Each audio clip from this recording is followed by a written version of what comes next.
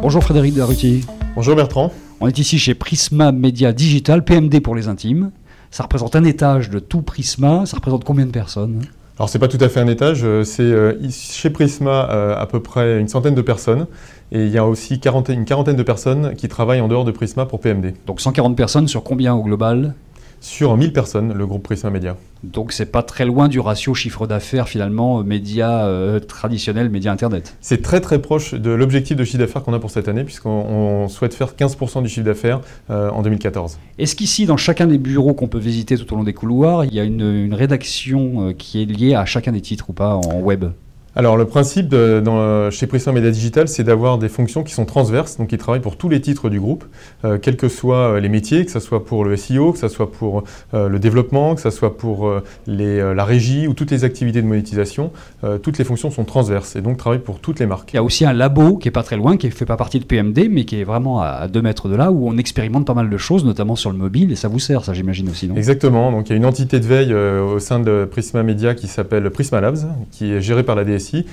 Et qui fait des tests, qui teste les nouveaux modèles de développement de contenu, de déploiement du contenu sur les tablettes, sur les télés, sur les lunettes aussi, par exemple. De la lumière à l'ombre, on est où là, Frédéric Daruty ?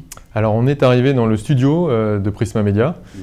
C'est ici que se tournent tous les interviews, tous les tests, se font tous les montages des vidéos qui sont mises en ligne sur les sites du groupe. C'est vrai que certains sites ont plus de succès que d'autres, mais notre volonté c'est de mettre des vidéos sur tous les sites, toutes les marques. Donc ici on travaille aussi bien pour Femmes Actuelles, pour Prima, pour Voici, pour Télé Loisirs, pour Ça m'intéresse. Et au final, c'est Télé Loisirs qui en tire le plus grand bénéfice. Télé Loisirs, c'est le plus gros site. Et puis, c'est un site de télé où les gens viennent voir de la vidéo. Donc, toutes les vidéos qu'on met ont pas mal de succès sur Télé Loisirs.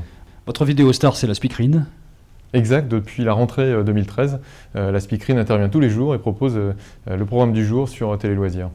Alors comment ça se passe en fait ? Ce sont les mêmes équipes ou c'est vraiment une équipe dédiée qui fabrique la vidéo ici dans ce studio ? Alors c'est une équipe dédiée, il y a beaucoup de gens qui font de la vidéo. Il y a une équipe de 5 personnes ici qui travaillent au studio, mais très régulièrement on forme les journalistes à monter et à capter de la vidéo pour les mettre en ligne sur le site. Et au fur et à mesure, on a des programmes en propre qui se sont développés. On a lancé récemment aussi sur Télé Loisirs dans le Sac 2, qui est un interview fait par Malika Ménard. Au moment de la Coupe du Monde, on a aussi lancé un programme qui détourne un petit peu les commentaires classiques des matchs et du sport. Donc on a de plus en plus de programmes spécifiques au-delà des simples interviews ou des montages sur Télé Loisirs. Vous faites de plus en plus de brand content. Est-ce qu'il y a de la partie vidéo justement dans ce brand content ?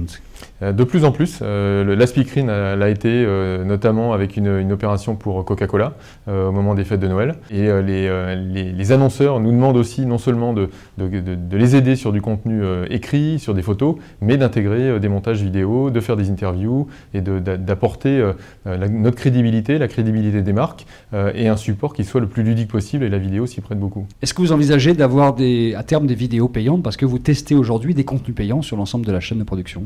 Oui, on ne peut rien vous cacher, on a lancé depuis le début de l'année plusieurs types de contenus qui sont payants sur des sites comme Capital ou comme Géo. C'est du texte et des photos. Et on devrait lancer aussi prochainement des programmes en vidéo qui sont surtout des programmes de coaching, notamment féminins, et qui eux probablement seront payants. En tout cas, on va faire des tests selon la qualité du contenu qu'on peut proposer. Ne me dites pas qu'on est encore chez Prisma ici, non ? Ça ne paraît pas, mais vous savez que Prisma est à Gennevilliers et nous sommes toujours à Gennevilliers. On est un petit groupe au sein du grand groupe.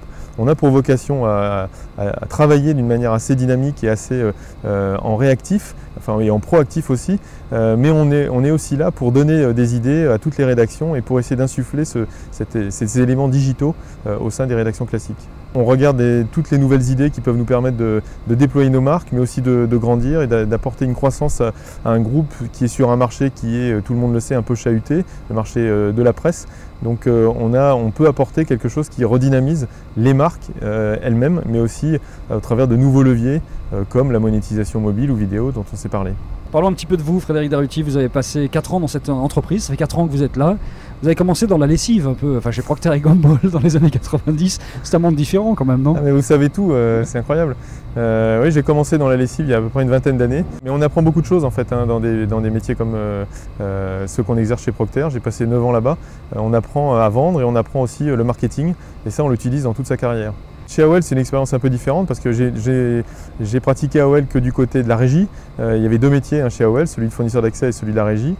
Et aujourd'hui, tout ce que j'ai pu apprendre au travers de la monétisation des audiences, j'essaie de le déployer ici chez Prisma dans un modèle nouveau pour un groupe média classique de monétisation publicitaire à 95%.